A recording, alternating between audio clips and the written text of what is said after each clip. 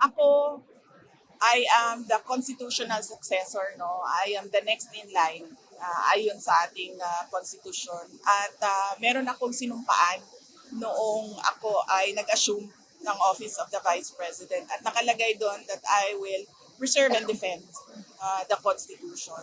So, wala sa aking mga kamay ang pagsasagawa ng extra constitutional means, no, to overthrow the current administration. At hindi ko din gusto yon. Hindi ko gusto agawin yung posisyon ni Bongbong Marcos. Gusto ko makita ng taong bayan hanggang sa dulo kung gaano ka walang hiya si BBM.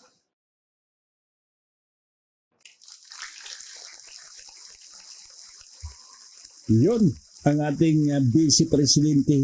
Alam niyo po mga kababayan ha, akala niyo lang si PBBM lang ang pinatamaan dyan ni Inday BP Sara. Pati yung biro mo, protect and preserve the Constitution. Yun ang sabi ni BP Inday. So ibig sabihin, galangin ang konstitusyon. Pero anong ginawa dyan sa Senate itong mga uhaw sa pangyarihan? Yan. Dito ha, hindi lang kay hindi lang kay PBBM ang mensahe ni BP Inday, kundi pati rin ito dyan, lalo na dyan sa Senate. Inagaw nila ang kapangyarihan. Pero mo, ito si BP Inday, kung parehas pa lang itong utak nila ni Gatchalian at saka ni Soto at saka ni Lacson, naku po, nagkataon lang ng utak nito ni BP Inday kaparehas yung utak ni Senator Peter Cayetano. Palakpakan mo natin mga kababayan. Ito po kasi mga kababayan ha, dito natin makikita kung sino talaga ang gusto talagang magsilbi sa sambayan ng Pilipino. At makita rin natin dito kung sino yung taong uhaw sa kapangyarihan. So, bago tayo magpatuloy dyan, pakinggan muna natin yung buong speech ni BP Sara dito sa araw ng Independence Day. Itong pagiging nating independente, pagiging nating may sarili tayo, hindi yung nakadepende tayo sa iba. Pakinggan natin kung tayo pa ba rin ang mga Pilipinong hindi nagdepende sa iba. Yung sarili talagang atin. Kung baga nasa bahay natin, tayo ang may kapangyarihan talaga sa sarili nating tahanan. Pero ang tanong mga kababayan, ito pa ba kaya ngayon ang Pilipinas na parang sarili nating tahanan o tayo ay inaalila sa sarili nating tahanan?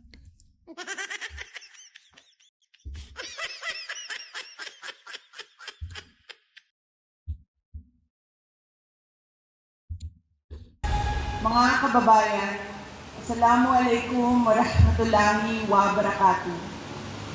Madayaw, mayong adlaw kaninyong tanan. Magandang araw sa inyong lahat. Today, we celebrate not merely a date, but the courage of a people who fought for freedom and sovereignty.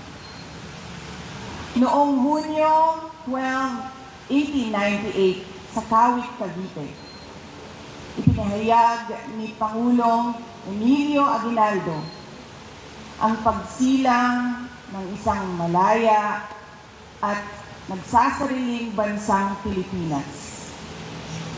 matapos ang mahigit 300 taon ng pananakop. But freedom was never a gift. It was paid for and earned through courage. It was paid with Filipino grit and bravery. When the Treaty of Paris transferred our homeland from one colonial master to another without the consent of the Filipino people, our forebears refused to be bought and sold like property. Pinili nila ang paglaban kaysa pagsuko, ang dangal kaysa pagpapasakop. This is our inheritance. Lumaban tayo sa bawat puwersang nagtatangkang magdikta ng ating kapalaran. Thousands gave their lives so that one flag and one flag alone would fly over this republic. That is our identity. That is our duty. We fought for our sovereignty against foreign invaders. But sovereignty is not lost only to those who come from foreign shores. Nawawala rin ito sa tuwing ang serbisyo publiko ay nagiging pribadong negosyo.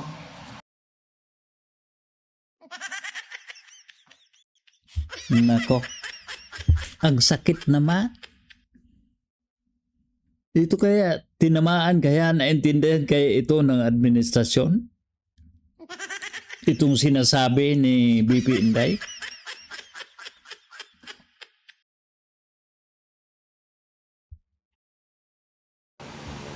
Kung ang mga opisyal ng gobyerno ay sindikato sa pagnanakaw ng pera ng bayan. Nako, aray. Umamin kaya sila na hindi kaya sila di kaya ito si BP Sara. Ikaw man ang nagnanakaw. Yun ang sabihin ng mga ugok. Dito natin makikita mga kababayan na kung sino talaga yung totoo. Yung totoo, yung puso niya ay para sa Pilipinas, para sa Pilipino. Ito na po. Palakpakan ho natin ang ating presidente sa 2028.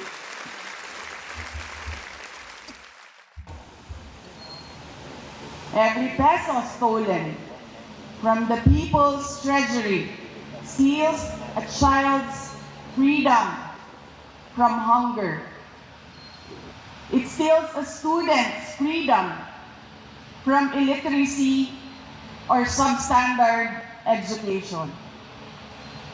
It steals a patient's freedom to obtain quality health care. It steals a worker's freedom to earn a decent living. Every ghost project is a classroom never built. Tablag kayong hiya. Mag-isang taon na. Mahiya naman kayo. Ito ngayon.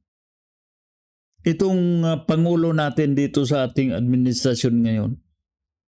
Tatablan kaya na sila ngayon ng hiya? Yun na, totoo pala yung sinasabi. Hanggang sa dulo para may pakita sa tao ang kanyang walang hiya. Ito po, napakaganda itong mensahe ni Inday BP. Ninakaw lahat. Edukasyon, healthcare, public service, ginawang private business. Nako, ito lahat ni deliver lahat. Halos na lang pati period at kama. Akmang-akma sa nangyari ngayon. Ito talagang kawalang hiyaan ng ating admin ngayon. Tatablan kaya mga ilang linggo na lang magkaroon na ulit ng SUNA. Sabihin na kaya niya na tatablan na tayo ng hiya? Or tutuhanin kaya ditong sinasabi ni Inday BP Sara na hanggang dulo, hanggang matapos para malaman ng mga tao ang kanyang kawalang kahiyaan?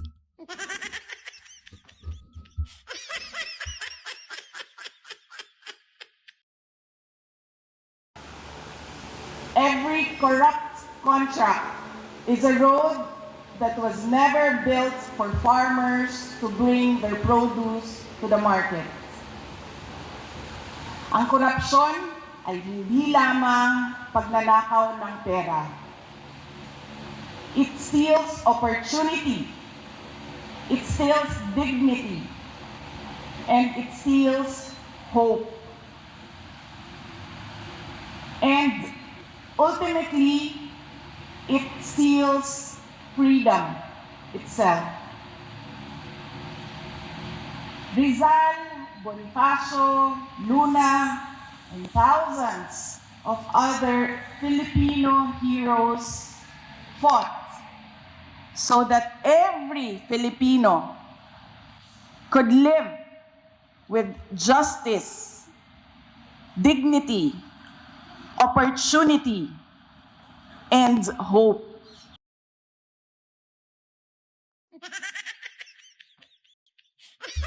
Ngayon mga kababayan, itong sa mga sinasabi ni Inday BP Sara,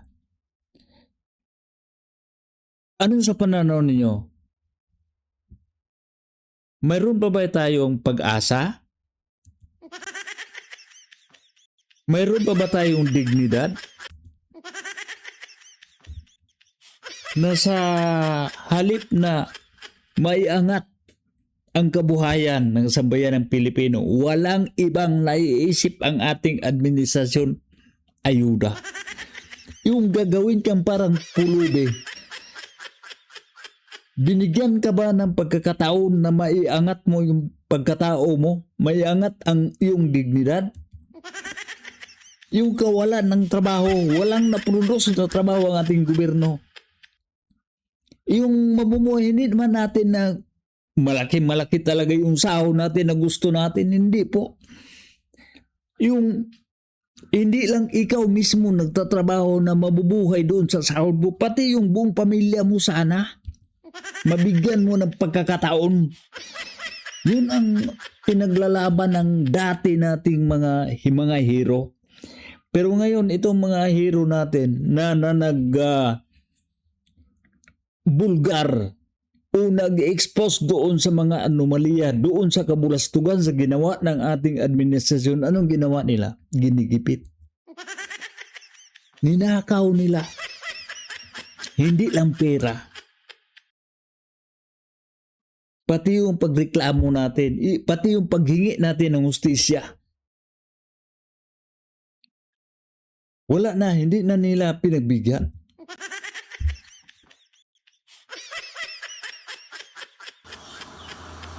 Mga kababayan, freedom is never permanent unless it is defended.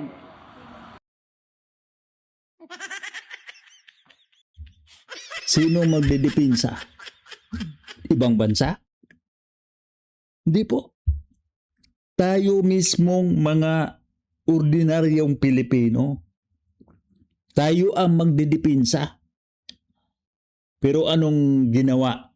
Yung didipinsahan natin ang ating kaban ng bayan.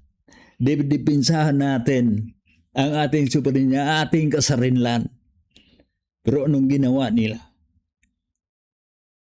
Nagpapaalila sila sa ibang korte, nagpaalila sila sa ibang bansa.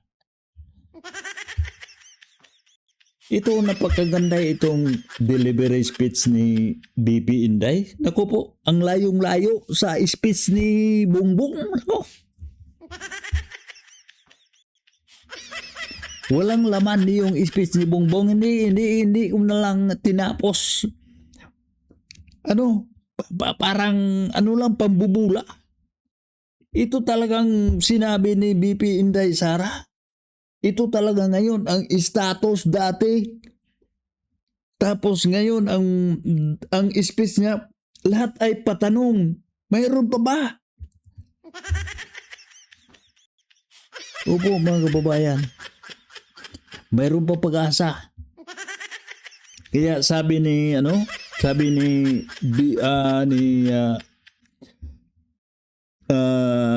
Senate President Cayetano, laban tayo.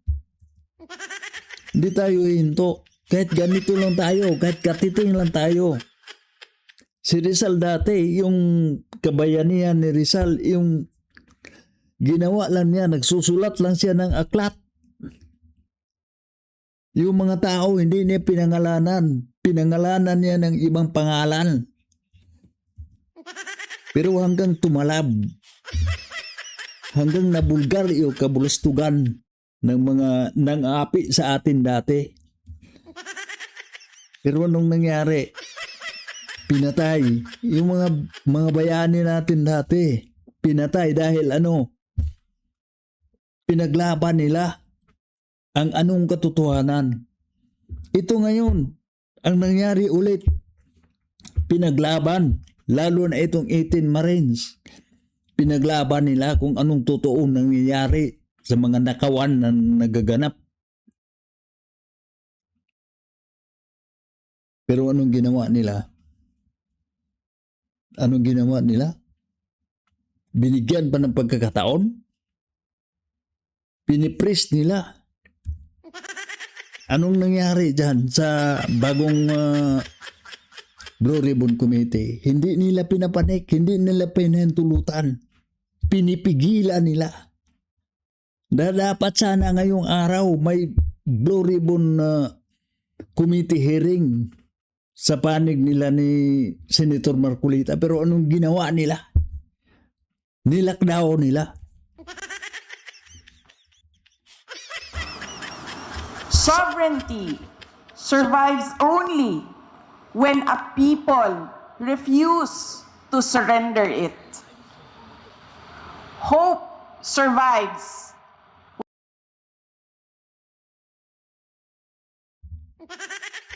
Sinurinder nila si tatay natin. Ito po, mga kababayan, ito po ang ginawa nila sa mga bayani dati at bumabalik din ngayon. Lalong ginagamit nila yung mga tao. Ginagamit nila, pero anong ginawa nila? Binababoy nila. Pero lalaban tayo mga kababayan. Ito sa Independence Day, kahit ganito lang, ang liit-liit lang na ginagawa natin. Kukumintuhan lang natin itong mga sinasabi nila. At least mayroon tayong guide. Sasakay tayo doon sa mga sinasabi nila para mapakinggan ang ating saluubin na ito rin ang nararamdaman natin. Itong mga sinasabi ni BP Inday, ako po, ito sana dapat ang mangyari. Pero kabaliktaran.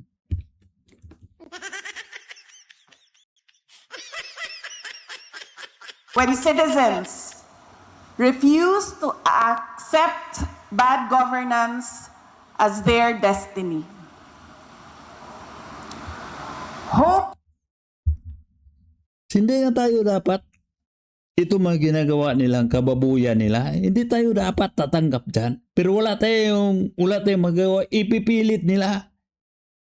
May mga taong naglakas loob na itong ginagawa ninyo mali ipagmumukha natin sa kanila. Pero anong ginawa nila? Pipigilan nila yung mga taong magsisiwalat. Pipigilan nila yung taong magbubulgar sa mga kamalian, kabulastugan, mga ginagawa nila. Di ba?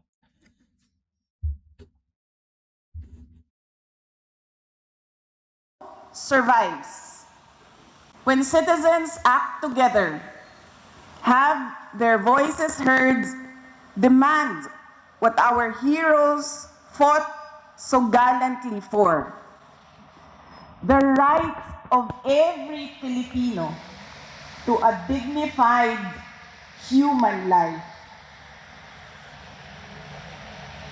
Hope survives when our people believe they have a better future. On this Independence Day, let us resolutely stand up for truth, for accountability, for freedom, and for sovereignty. Piliin natin ulit ang paglaban kaysa pagsuko, ang dangal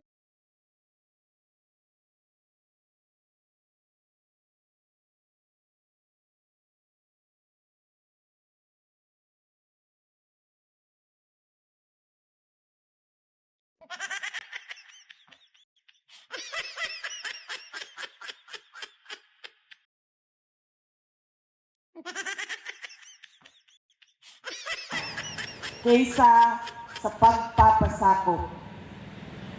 Piliin natin ang katotohanan. Piliin natin ang pananagutan.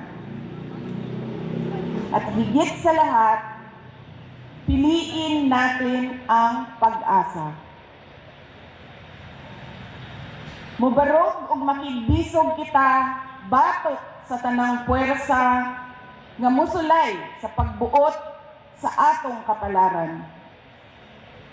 Uban sa paglaom nga nagikan sa dili malupig nga gahom sa kasing-kasing sa katawhang Pilipino.